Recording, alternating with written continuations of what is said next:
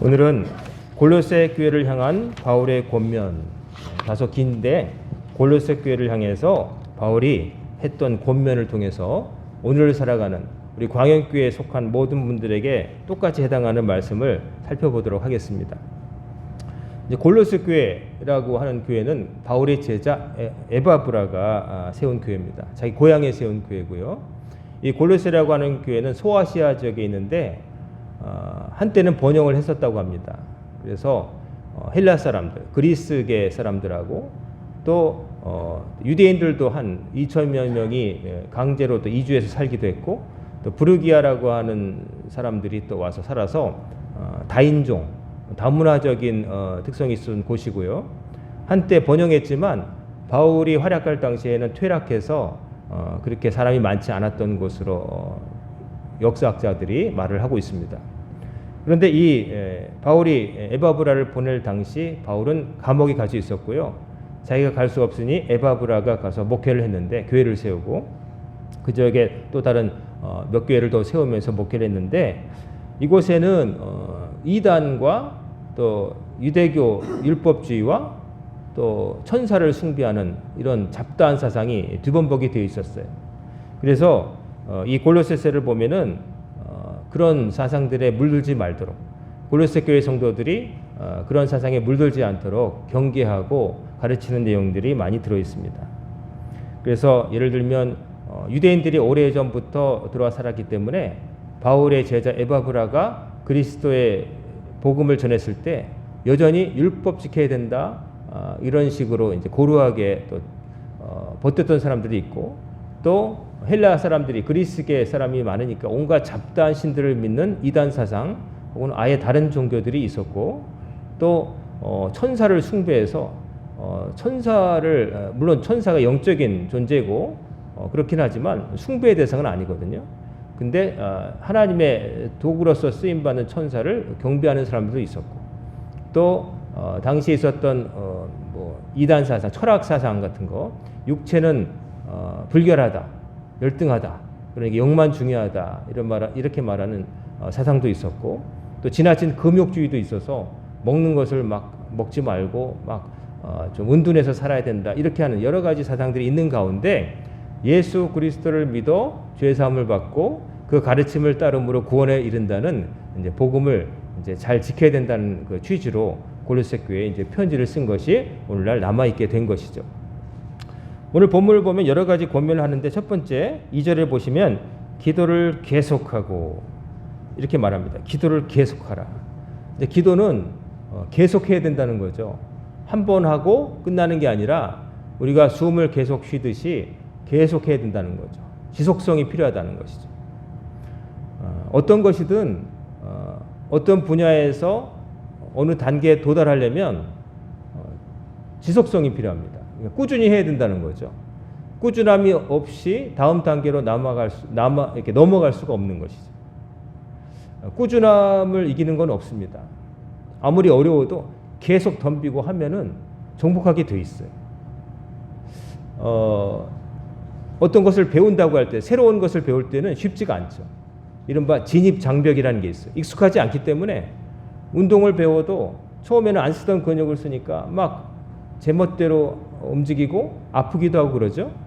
그런데 그럼에도 불구하고 계속 하다 보면은 언젠가는 이게 이렇게 되는 거구나 하고 깨닫는 순간이 오게 되는 거죠. 외국어를 배울 때도 처음에는 지겹죠.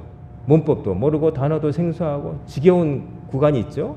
그런데 그것을 극복하고 계속 외우고 하다 보면 어느 순간인가 내가 이게 무슨 뜻인지 알게 되었네 라고 하는 순간이 오는데, 이 꾸준함으로 버티지 않으면은 이게 중단하게 돼 있어요.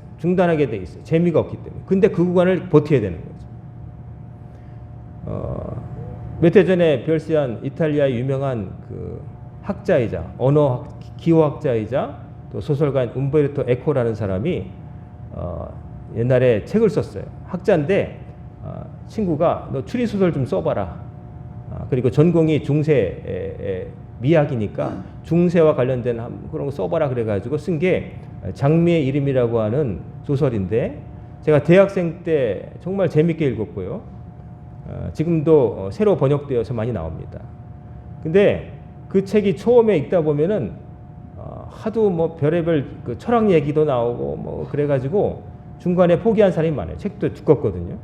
그래서 처음에는 한 권은 나왔는데 지금은 세 권인가 이렇게 분책해서 나오기도 했는데 그 부분에 대해서 그 작가가 쓴 말이 있어요. 그 움베르토 에코가 뭐라고 했냐면 자기는 자기 독자들이 쉽게 그냥 자기 책에 이렇게 들어오기를 원치 않고 초반 부분을 버텨야 재미를 느낄 수 있도록 썼다는 거죠.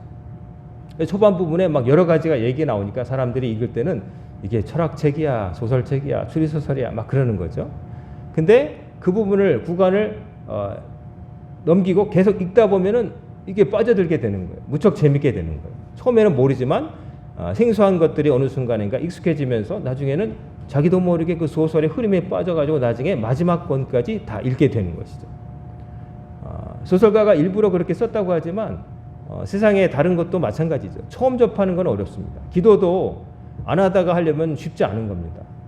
어색하기도 하고 한마디 말밖에 못하고 뭐 안 나올 수도 있죠. 하지만 기도도 계속 하다 보면은 좀 이상한 표현 같지만 늘어요. 는다는 건 뭐냐면은 무엇을 구해야 될지 알게 되고 하나님께 절박한 마음으로 이제 뭘 구해야 될지 알게 된다는 것이죠. 처음부터 기도 잘하는 사람 없습니다. 옛날에 시골교회에서 기도를 어떤 초신자에게 시켰더니 하나님 어떻게 해주세요, 저떻게 해주세요. 그래서 나름대로 잘 한다가 마지막에 뭐라고 했냐면은 나 김말자 이름으로 기도합니다 이렇게 했다는 거죠. 왜냐하면 내가 기도하는 거니까 예수 그리스도 이름으로 기도한다는 생각을 못하고 내가 기도하는 거니까 나 김말자가 기도한다 뭐 이런 식으로 했다는 거죠. 근데 그래도 괜찮아요. 하나님이 그 뜻을 모르진 않을 테니까 예수 그리스도가 우리의 중보자이심으로 예수님 의지해서 우리 죄인이지만 예수님 의지해서 기도한다는 거 그건 좀 몰라도 그렇게 하다 보면 실수했구나 하고서 누가 알려주면 알게 되고 그 다음부터는 예수님 이름으로 기도합니다 해서 이제 기도를 하게 되는 것이죠. 기도를 계속하라. 계속해야 되는 것은 우리가 기도를 아주 잘하기 위해서 계속하라는 게 아니라 나중에 보면 기도를 계속할 수밖에 없는 상황에 우리가 놓여 있다는 걸 깨닫게 되는 거예요. 뭐냐면 하나님의 도움 없이는 우리가 살 수 없다는 거예요. 하나님께 빌지 않고서는 우리가 제대로 살 수 없다는 걸 깨닫게 되기 때문에 그전에는 저절로 되겠지, 원래 그렇게 되는 거 아니야, 자고 일어나면 해가 뜨는 것처럼 저절로 되는 거 아니야 생각했던 모든 것들이 나중에 알고 보니까 다 저절로 된 게 아니라 하나님의 은혜였다는 것을 알게 된다는 거죠. 아무런 생각 없이 저절로 되겠거니 했던 것들이 다 하나님께 기도해야 되는 것이고 하나님께서 은혜로 해주신 거고 이제는 알게 되었으니 하나님께 잘 되도록 기도해야 되겠다. 공부를 하기 전에도 또 여행을 가기 전에도 또 식사를 하기 전에도 어떤 일을 하든지 하나님께 기도한다는 것이죠. 그래서 기도를 계속해야 된다는 거죠. 그리고 바울이 또 뭐라고 하냐면 기도에 감사함으로 깨어 있으라. 기도할 때 한 가지 자세를 말하고 있는데 감사함으로. 감사는 뭡니까? 우리가 누군가에게 빚졌을 때 느끼는 느낌이잖아요. 나에게 도움을 주었다든지 내가 가장 필요할 때 내가 도움을 받고 자연스럽게 마음에서 생겨나는 그 마음, 고마운 마음, 이게 감사잖아요. 며칠 전에 서울에 어떤 남자분이 40대 남자가 인터넷에다가 누구든 좋으니 나 국밥 하나만 사달라고 글을 올렸대요. 왜 그랬냐면은 이제 고아였고 그리고 나중에 그래도 공부해야 되겠다 해서 전문대를 나와서 나중에 공부방도 운행했다가 코로나 때문에 공부방 접고 이제 막노동을 다니다가 또 디스크가 있고 그래서 대상포진까지 걸리니까 아무 데서 자기를 안 부른다는 거죠. 그래서 버티다가 사흘을 굶고 마지막으로 그냥 인터넷에다가 그냥 누구든지 좋으니 국밥 한 그릇만 사달라고 이제 글을 올렸다는 거죠. 그랬을 때 댓글들이 정말 요즘은 사기꾼들이 많으니까 정말 그렇게 힘든지 좀 인증사진 보이라고 뭐 이런 말도 있었는데 놀라운 것은 자기가 그걸 올렸을 때 단번에 그냥 한 몇 분들이 돈을 보내주셨는데 18만 원이 모였대요. 그러니까 이 사람이 오죽하면 이렇게 썼을까? 뭐 사기꾼일 수도 있지만 그러나 이런 글을 써 올릴 사람은 혹시나 하는 마음으로 그냥 믿는 마음으로 18만 원이 들어와가지고 국밥을 사서 먹는 사진을 올렸다는 거죠. 그리고 나서 어떤 분들은 택배로 필요한 것을 보내주시기도 하고 또 핸드폰이 시원찮은 것도 나중에 알게 돼서 고쳐주시기도 하고 또 아름아름으로 일자리까지 줬다는 거죠. 그래서 자기가 그냥 자포자기한 심정으로 너무 배가 고파서 그렇게 썼는데 국밥을 먹고 자기를 이렇게 도와준 사람들이 있다는 것에 감사한 마음으로 이제는 몸도 좀 좋아지고 그래서 일을 다닌다. 그리고 자기를 크게 도와주겠다고 하는 자선단체가 있었지만 그런 거를 받기는 아직 자기가 생생하기 때문에 내가 받아버리면 누군가 더 힘든 사람은 못 받기 때문에 사양했다고 하는 글을 이제 어느 언론 기관에서 한 걸 봤어요. 그러니까 얼마나 절박하면 국밥 사달라는 말을 올렸겠어요. 인터넷에. 아무도 모르요. 가족도 없고요. 사흘을 굶었으니까. 요즘 굶는 사람이 있겠어 여러분 생각하실지 모르지만 그런 분들이 계신 거예요. 근데 그 어려운 처지를 알고 그냥 믿는 마음으로 내가 돌려받을 걸 생각 안 하고 이제 18만 원이라고 하는 돈을 여러 사람들이 보냈다는 거죠. 밥 한 끼를 하라고. 그게 그 사람을 살린 건데 그때 그 분의 마음속에 든 감정이 뭐겠어요? 감사함인 거죠. 아무도 나를 돌보지 않을 거라고 생각했는데 정말 배가 고파서 죽게 생겼고 희망이 없는데 그래도 가족도 없는데 나를 생각하고 보내는 사람들이 있구나. 감사한 마음으로 살아갈 힘을 얻은 것이죠. 여러분과 제가 하나님께 대해서 느껴야 될 감정이 바로 감사입니다. 왜 감사할까요? 하나님의 은혜로 살고 있으니까. 많은 하나님을 믿지 않는 사람들은 내가 벌어서 산다고 생각하겠죠. 내가 뼈 빠지게 일해서 돈 번다고 생각하겠죠. 하지만 믿는 사람은 다릅니다. 내가 일을 나갈 수 있는 것도 하나님이 허락하셔야 내가 일어난다는 거죠. 허리 한번 삐끗해 보면 여러분 경험하실 겁니다. 양말 신는 것도 어렵다. 화장실 가는 것도 어렵고 사람이 평소에 너무 아무렇지도 않게 했던 일들을 못하게 되는 겁니다. 그러니까 그 전에 괜찮았던 데를 생각하면 그때는 너무 고마운 생각도 없죠. 당연히 아침에 일어나는 거 아니야. 근데 조금만 삐끗하여도 못 일어나고 사람 구실을 못하게 되는 거예요. 참 저절로 된다고 생각하는 것들이 빼앗겨 볼 때 우리는 그 값어치를 알게 되는 것이죠. 하나님의 은혜로 이 땅에 태어났고 하나님의 은혜로 살고 있고 가장 중요하게는 죄 가운데 살다가 지옥 갈 우리가 예수님 믿는 믿음 갖게 되어서 구원받게 되었으니 이게 감사한 거예요. 그래서 기도할 때는 여러 가지 자세가 있겠지만 절박함도 있겠지만 감사함. 살려주세요 라고 하는 절박함도 있겠지만 또 감사합니다. 감사해서 말하게 되는 거예요. 감사하다. 뭔가 얻으려고만 하는 게 아니라 이미 받았기 때문에 감사함으로 하나님께 아뢰는 것이죠. 여러분과 저의 삶에도 끊이지 않는 기도와 더불어 감사가 넘치는 기도가 여러분과 제 입에서 늘 흘러나오기를 간절히 소망합니다. 그리고 깨어있으란 말도 합니다. 깨어있으라. 깨어있는다는 거. 각성. 깨어있다는 거.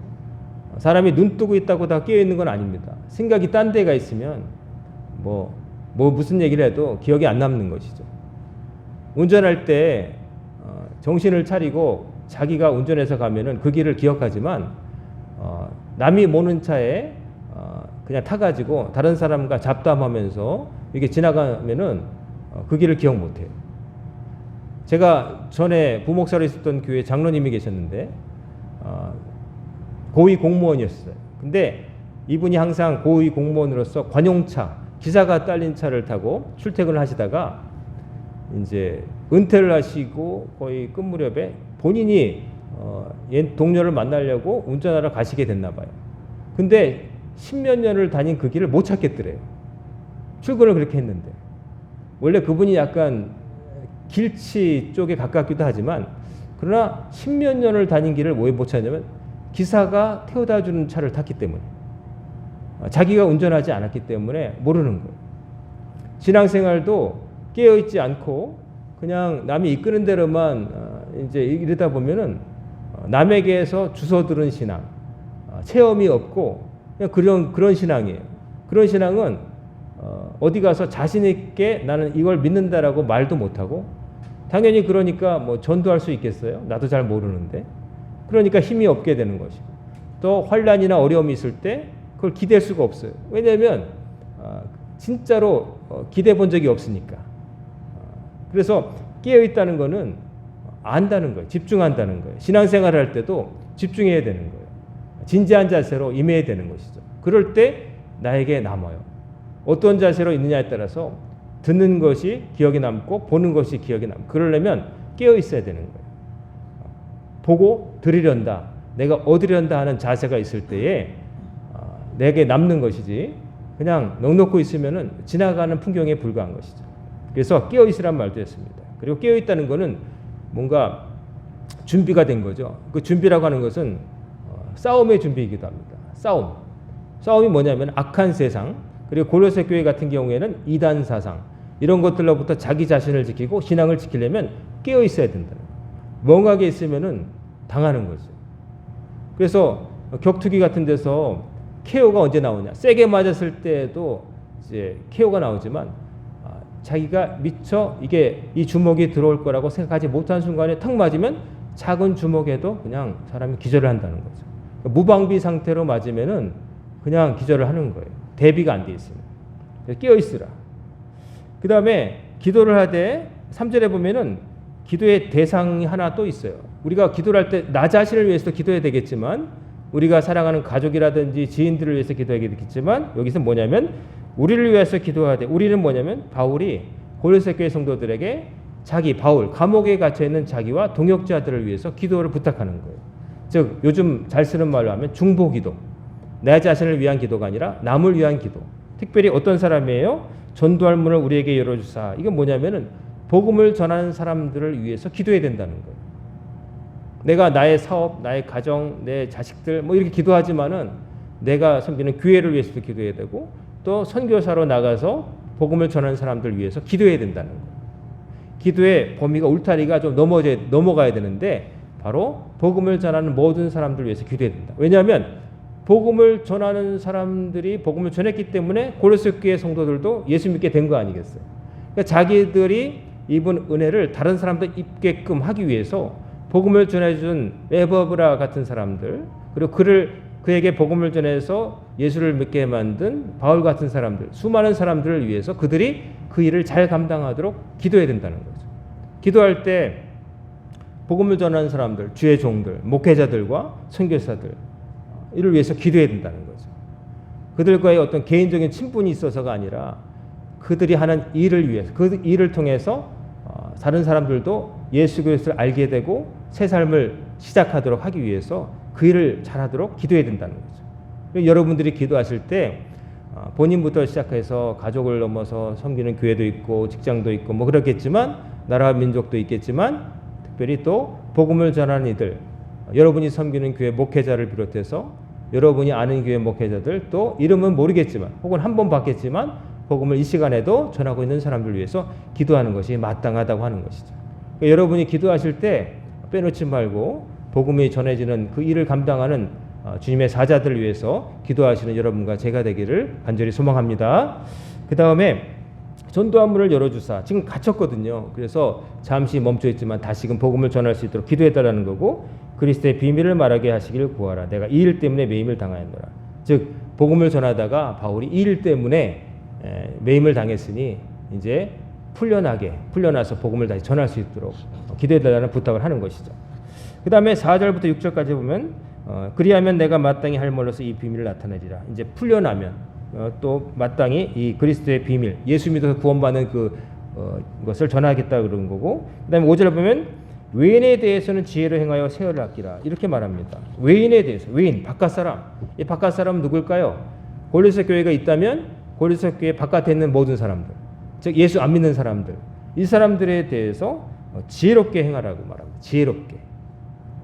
우리가 살아갈 때 하나님 앞에서 살아가지만, 또 내가 같이 신앙생활하는 교인들과도 생활하지만, 또 여러분이 직장에 가거나 밖에 나가면 전혀 생각이 다르고 믿음도 다르고 가치관도 다른 사람들과 살아가게 되잖아요. 그 사람들과의 관계 속에서 지혜롭게 행동하라는 거죠. 지혜롭게. 그러니까 무턱대고 싸우고 넌 틀렸어, 안 돼 이렇게 말하는 게 아니라 그들을 잘 권면하고 그들과의 관계를 잘 맺으라는 것이죠. 그러니까 사람과의 관계를 잘 못 맺는 사람들이 있어요. 개인은 유능한데 이게 어디 조직에 들어가면은 다른 사람들과 불협화음이 나고 막 그런 사람이 있어요. 때로 아주 엑셀런트예요. 개인의 능력치가 뛰어나요. 근데 그 사람이 들어오면 나머지 사람들이 다 죽는 경우도 있어요.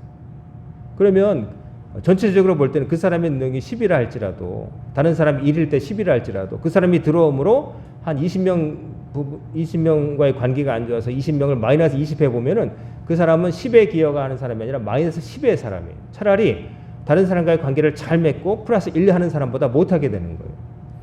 우리가 믿지 않는 사람들과의 공존 속에서 믿지 않는 사람들과 지혜롭게 대화하고 그들에게 우리가 믿는 하나님을 제대로 전해야 되는데 지혜가 필요하다는 거죠. 그래서 무식하게 그냥 아무렇게나 막 싸우고 그럴 게 아니라 지혜롭게 처신한다는 거죠. 그들의 앞에서 우리가 믿는 믿음이 진짜라는 걸 보이기 위해서 내가 흠이 잡히면 안 돼요. 그들이 생각할 때 아유 우리나 저 사람이나 별거 없네, 우리보다 못해, 이런 소리 들으면 안 되고, 또 무슨 말을 하거나 행동을 할 때 하나님 영광 가리도록 예수 믿는 사람이 왜 저래, 이런 소리 들으면 안 되는 것이죠. 예수란 말을 직접 꺼내지 않더라도 우리의 삶 속에서 예수 믿는 사람이 어떠한가를 보여줄 때 그 사람들은 예수 믿는 게 조금 사람을 바뀌게 또 하나, 이런 생각을 하게 된다는 것이죠. 제가 아는 그 선교사님의 아버지가 계신데 그 아버지가 젊을 때 속칭 주먹이었어요. 그분의 주먹을 보니까 정말 저보다 한 1.5배 더 크더라고요. 근데 지금은 아주 순한 권사님이세요. 아들도 목회자 만들었고요. 근데 그 언젠가 그분의 친구가 옛날에 주목 세계에서 같이 좀 있었던 분이 이제 세월이 흘러서 나이가 들어서 만났는데 그런 말을 했다는 거죠. 야, 아무개가 예수 믿고 이렇게 변했다는 거 보니까 예수가 살아있기는 하네. 그러면서 그분도 교회 다녔다는 거죠.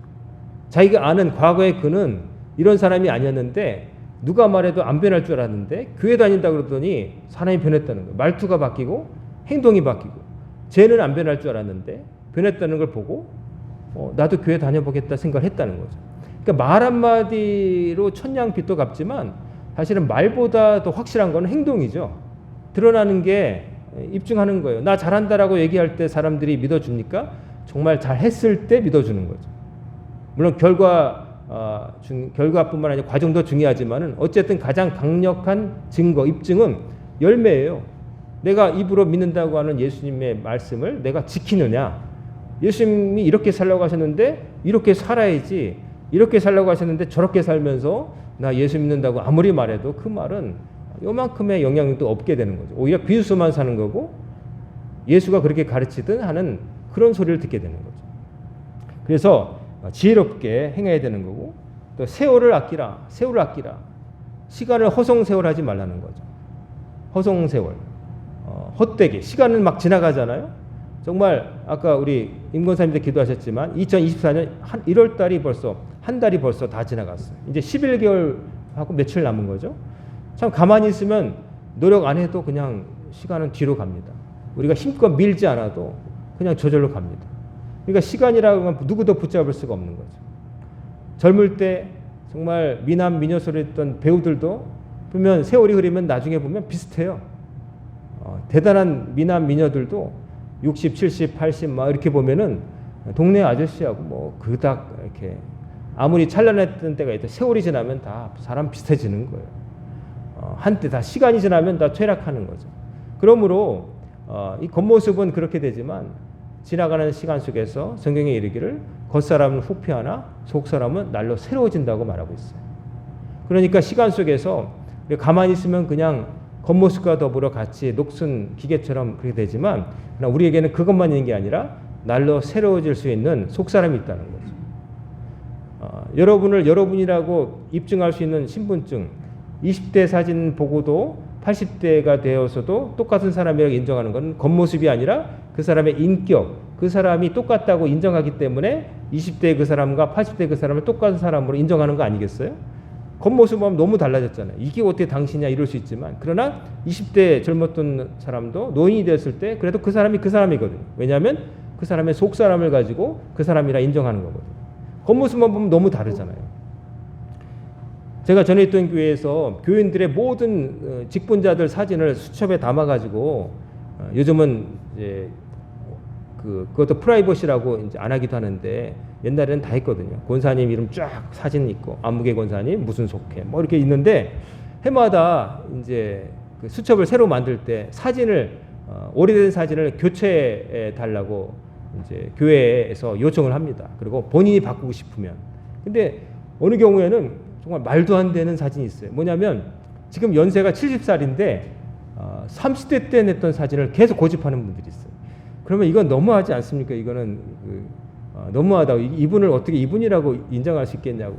근데 아는 사람은 알지만 근데 왜 안 내냐고 물어보면 자기의 그 늙은 모습이 싫다는 거예요. 그래서 나이가 들면 사람들이 사진을 잘 안 찍잖아요. 보면 마음에 안 들거든요. 내가 평소에 나라고 생각했던 모습에 비해서 충격을 받고 본인이 이게 나야? 나는 이렇게 생각. 근데 그건 자연스러운 건데 이제 사진 그걸 교체를 안 해가지고 그냥 사진이 흑백 사진 내셔가지고 30대 사진을 막 그런 것도 있어요. 근데 그런 거 중요한 거 아니죠. 그런 거 중요한 거예요. 사람 누구나 나이를 먹고 그게 자연스러운 거고 그거 안 하려고 뭐 말도 안 되게 뭐 얼굴을 잡아 당기고 뭐 이상한 거 집어넣어도 흉측해지죠. 나중에 보면 자연스러운 게 좋은 거예요. 하나님 주신 대로 사는 게 중요해요. 운동 열심히 하시고 잘 관리하셔서 거동이나 움직임에 지장이 없어야지 피부만 뭐 그냥 이렇게 잡아들인다고 해서 그게 뭐 젊어지는 건 아니고요. 겉모습에 불과하죠. 근데 그런 건 중요한 게 세월을 아껴야 되는 건데 언젠가 하나님께서 이 땅의 삶을 다 마치게 하시고 이제 불러오실 텐데 그때까지 주어진 시간을 의미 있게 써야 된다는 거죠. 아무렇게나 기억이 안 나는 삶으로 살면 안 되는 거죠. 바둑을 두는 사람들이 프로기사들 머리가 좋잖아요. 기억력 좋을 거예요. 보통 사람 이상이겠죠, 당연히. 근데 제가 제일 신기한 것은 그 프로기사들이 1대1로 경기를 끝낸 다음에 이제 복기라는 걸 하잖아요. 다시 도움다. 그거 든 걸 어떻게 기억하나 신기하죠. 어떻게 생각하면 맨날 밥 먹고 그것만 하는데 그러니까 그러겠지 생각도 되지만 왜 다시 들 수 있느냐? 그 한 점 한 점이 다 생각하고 든 의미가 있는 수기 때문에 그래요. 그러니까 모르는 사람은 아무렇게나 에라 뭐 이 정도 뛰면 살겠지 뭐 아무 생각 없이 두면은 기억이 안 나지만 프로들은 그 한 수를 둘 때 저 상대편이 둔 그거에 맞춰서 저렇게 나오니까 내가 이런 거를 염두에 둔다 하니까 그거 기억이 나는 거예요. 그런 의미를 두었기 때문에 기억하는 거지. 머리도 좋지만은 의미가 있기 때문에. 우리 삶도 의미가 없이 지나가 버리면 기억이 안 나요. 그때 뭐 했지? 몰라. 이번 주 뭐 기억이 없어. 내가 의미 있게 한 게 없는 거예요. 물론 그래도 그 삶을 살아내긴 했지만 기억이 안 나니까 나에게 없는 거와 똑같은 거예요. 그러니까 세월이 그냥 내버려 두면 그렇게 된다는 거예요. 지난주에 뭐 했지? 나의 삶에 의미가 있는 게 뭐지? 누군가에게 너 어떻게 지내냐면 지난주에는 뭐 했어라고 좀 특기할 만한 뭐 그런 게 없게 되면은 그냥 지나가는 거예요. 그렇게 살기에는 너무 짧은 인생이고 이 세월을 하나님께서는 어떻게 살라고 하셨느냐? 우리의 구원을 위해서 애쓰라고 하셨어요. 그리고 주님의 영광을 위해서 또 다른 사람의 유익을 위해서 살라고 하신 거예요. 그러므로 세월을 아껴야 되는 거예요. 그리고 6절에 보면 너희 말을 항상 은혜 가운데서 소금으로 맛을 냄과 같이 하라. 자, 말을 은혜 가운데서 소금으로 맛을 냄과 같이 하라. 자, 소금. 우리 눈이 많이 와가지고 이제는 염화칼슘이 아니라 이제 염화 나트륨 소금을 뿌리잖아요. 염화칼슘보다 이제 소금이 좀 괜찮은 이유가 염화칼슘은 허연 가루로 막 떡이 지지만 소금은 이제 녹아서 이제 살 코팅이 되면 색깔도 뭐 이렇게 드러나지 않고 지금 우리 교회 앞에도 소금 가루가 이제 있는 걸 보실 거예요. 지난주에 하도 눈이 와가지고 소금을 뿌려서 소금이 있게 되면은 이제 그 어는 점이 낮아져서 눈이 얼음이 잘 안 되잖아요. 그래서 소금을 뿌리는 거 아니겠어요? 근데 소금은 원래 그렇게 쓰는 게 아니죠. 원래는 뭡니까? 맛을 내기 위해서 쓰는 겁니다. 그래서 성경에 보면 예수님께서 소금이 그 맛을 잃으면 길가에 버려져 이렇게 밟히느니라. 길가에 버려지는 소금도 사실은 쓸모가 있긴 있어요. 땅을 다지고 이게 눈 올 때 뿌려놓으면은 이제 덜 얼죠. 근데 원래 소금은 음식에 들어가서 최고의 맛을 내는 거예요. 조미료 가운데 최고는 뭡니까? 뭐니 해도 소금이에요. 아무리 고기가 맛있어도 소금 없이 그 맨 고기를 드신다고 생각해 보세요. 고춧가루도 소금이 있을 때 가미돼서 매운맛도 칼칼한 거지 소금이 없이 맵기만 해보세요. 맛이 없어요. 고춧가루를 안 먹어도 소금만 있으면 먹을 수가 있는 거예요. 소금은 최고의 조미료인 거예요. 그래서 음식을 먹을 때 맛있다 맛없다는 재료의 맛도 중요하겠지만 결국에는 마지막에 간을 잘 맞추느냐. 이 간이 딱 맞아서 적당하면은 사람은 맛있다고 느끼는 거고 적으면 싱겁다, 많으면 짜다. 이래가지고 그게 아주 미묘한 거죠. 사람마다 기준도 다르고. 그런데 그 사람에 맞기만 하면 소금만으로도 사람은 맛있다. 이 요리는 됐다라고 말하는 거죠. 그래서 음식점 같은 데 가서 보면은 이제 이 음식점 요리사가 실력이 있냐 없냐 보면은 메인 요리도 중요하지만 서브로 나오는 반찬들 먹어보면 이 조리사가 간을 맞출 수 있는 사람이구나. 요게 나타나는 거죠. 그래서 그럼 결국 소금이에요. 소금이 제일 중요해요. 좋은 소금도 써야 되겠지만 소금.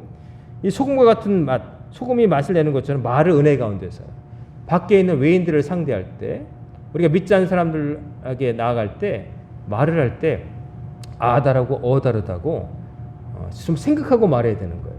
생각하고 말해야 되는 거예요. 그런 경우가 있었어요. 좀 극단적인 경우지만 제가 아는 권사님 중에 어디든 따라가서 돕는 권사님이 있었어요. 교회 행사 있다. 그러면 만사 제쳐두고 그냥 따라오시는 거예요. 교회 학교 야외를 가도 수련회를 가도 뭐 따라오시는 거예요.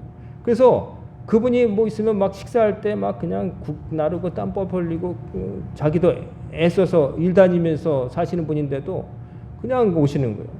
근데 그분이 그렇게 활약하신 걸 보고 어떤 분이 말을 이렇게 했어요. 의미는 그거예요. 항상 권사님은 우리 일이 있는 곳에 늘 달려오시는 분이다. 우리에게 일꾼이다라는 말을 하고 싶은데 말이 어떻게 나갔냐면은 권사님은 우리 교회 식모야. 이렇게 얘기한 거예요. 제가 있을 때 그 맥락을 아는데 그런 좀 비하하는 말로 하는 의미는 아니었는데 그분 말이 그냥 식모란 말을 썼어요. 요즘은 파출부란 말도 있고 도우미도 가사도우미란 말도 있는데 옛날에는 그냥 식모라고 그랬잖아요. 근데 그 말이 담고 있는 뉘앙스가 좋지를 않잖아요. 식모. 그런 말을 해가지고 얼른 그분이 얼굴이 변하면서 상처 있는 걸 봤어요. 그래서 제가 나선다고 막 수습하려고 했죠. 이미 그 말은 그 사람이 해버렸고 그래가지고 나중에 섭섭하다는 말씀을 따로 하시는 걸 봤어요. 그때 이렇게 말했으면 얼마나 좋았을까요? 권사님은 만등의 일꾼이셔요. 항상 그냥 여기 계시네. 여기도 계시고 저기도 계시고 홍길동 같은 이러면 좋았을 텐데 열심히 일한다는 단어를 하필이면 식모를 썼을까? 참 그분이 어휘 선택이 항상 문제가 있었던 분인데 그날도 역시 사고를 친 거예요. 같은 의미를 담아도 그렇게 다를 수가 있는 거예요. 그러니까 말을 지혜롭게 하는 게 필요해요. 가까운 사람에게도 조심해야 되는 거예요. 그래서 말을 지혜롭게 해야 된다. 왜냐하면 우리가 말씀을 전하고 다른 사람들에게 예수님을 믿기도록 하는 사명이 있는데 말 한마디 잘못해가지고 그 사람이 그냥 반감을 품고 오해를 하게 되면 그 모든 노력과 의도가 무의미해지니까. 그리고 사람에게 그리하면 각 사람에게 마땅히 대답할 것을 알리라. 뭐라고 대답해 주냐면 알아야 되는 거예요. 믿지 않는 사람이 교회에서는 뭘 믿어요? 교회 다니면 뭐가 좋아요? 혹은 뭐 이렇게 물었을 때 나도 몰라요. 이렇게 말하면 어떻게? 교회 다니는 사람이 나도 몰라요. 그냥 좌우지간 믿기만 하래요. 이렇게 말하면은 그 말을 믿고 교회 다니고 싶은 마음이 일이라도 들까 이런 생각 되는 거죠. 먼저 믿은 사람들은 나중에 믿게 될 사람들 혹은 관심을 가지고 묻는 사람들에게 다는 아니더라 할지라도 적어도 기본적으로 무엇을 말해야 될지는 좀 알아야 되는 거예요. 내가 믿는 신앙에 대해서 좀 알아야 되는 거예요. 그걸 알려면 평소에 신앙생활을 꾸준히 해야 되는 거예요. 그러지 않으면 띄엄띄엄 알아가지고 잘못 대답하면은 이게 이단이나 할 말을 막 자기도 모르게 하게 되고 자기도 책임지지 못하니까 자신이 없으니까 교회는 어떤 곳이에요? 그러면 그냥 나와봐요. 뭐 밥도 주고 좀 재밌는 사람도 많고 이것도 배우고 뭐 문화센터도 되고 뭐 별거 다 돼요. 뭐 이런 식으로 얘기한다면 그거는 참 좀 아닌 거죠. 예수를 믿는다는 것은 이런 겁니다. 적어도 나는 이래서 예수 믿었습니다라고 대답할 거리를 준비하고 있어야 되는 거죠. 그걸 할 게 아무것도 없으면은 어떻게 해서 전도를 하겠어요. 그리고 자기의 신앙도 그렇게 할 수 없다는 것은 자기 신앙도 탄탄해지지 못했다는 거예요. 자, 오늘 본문에서 골로새 교회를 향한 바울의 고면을 보면은 오늘날 우리가 신앙을 가지고 살아갈 때 필요한 여러 가지 덕목들, 기도하는 자세, 그리고 또 외인을 아직 믿지 않는 사람을 대하는 자세, 그리고 누구에게든 사실은 해당되는 건데 말을 지혜롭게 하는 거 이런 것을 얘기하고 있습니다. 중요한 것은 여러 가지 권면이 있지만 제일 중요한 것은 하나님이 여러분에게 어떤 분이신지를 아는 거예요. 하나님이 여러분에게 어떤 존재인지를 확실히 아는 거예요. 감사하라고 했죠. 감사하다는 건 뭐예요? 하나님이 나에게 은인이라는 거예요. 나에게 은혜를 베푸시는 분. 나는 그분에게 갚을 길 없는 빚을 졌다는 거. 나는 하나님 아니면 답이 없는 인생이라는 걸 인정하고 받아들이고 깨닫고 하나님 의지해서 살아가는 거예요. 그러면 나머지는 다 어떻게 될지는 나오는 거예요. 하나님께 빚졌다고 감사한 마음이 들면 어떻게 행동하겠어요? 하나님께서 원하시는 바를 기쁨으로 하겠죠. 억지로가 아니라 감사하니까요. 하나님께서 이런 거를 하라고 하신다 하는 생각이 들었을 때 머뭇거리지 않고 기쁨으로 하게 되는 거예요. 누가 옆구리 찔러서 하는 게 아니라 기쁨으로 하게 되는 거예요. 기도도 기쁨으로 하게 되고 하지 말라고 해도 하게 되는 거예요. 왜냐하면 하나님 아니시면 답이 없으니까 하나님께 쉬지 않고 기도하겠죠. 그리고 감사함으로 기도할 거고 정신 차려서 신앙생활할 거고 또 내가 그렇게 체험할 하나님을 자신 있게 사람들에게 지혜롭게 전하며 살게 되겠죠. 결국 하나님이 누구신지를 바로 아는 것이 신앙의 첫 번째입니다. 하나님이 내 삶을 쥐고 계신다. 하나님 아니면 나는 답이 없는 인생이다. 그러므로 나는 하나님을 경외해야 되고 하나님께 의지해야 되고 그 믿는 하나님의 은혜에 갚하는 마음으로 살아야 된다. 이게 바로 오늘날 모든 교회 우리 성도들에게 주시는 권면이고 또 하나님의 뜻인 줄 믿습니다.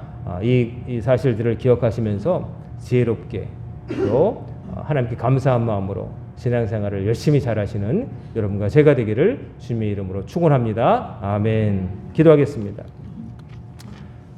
고마우신 아버지 하나님, 저희들을 사랑하셔서 예수 그리스도를 구주로 믿고 받아들이는 마음을 성령님을 통해서 주신 것 감사를 드립니다. 저희들의 삶 속에 하나님께로부터 받은 은혜의 기억이 늘 선명하게 하셔서 늘 감사한 마음으로 주님께 간구하게 하시고 주께서 주신 것을 누릴 때마다 하나님께 감사하며 하나님께서 명하신 바를 아멘으로 순종하며 행하는 저희들 되게 하여 주시옵소서. 오늘부터 시작된 한 주간도 우리들이 믿지 않는 사람들과의 삶 속에서 지혜롭게 처신하게 하옵시고 저희들이 믿고 아는 예수님을 하나님을 성령님을 자신 있게 증명하며 살아가도록 도와주옵소서. 예수님의 이름으로 간절히 기도드리옵나이다. 아멘.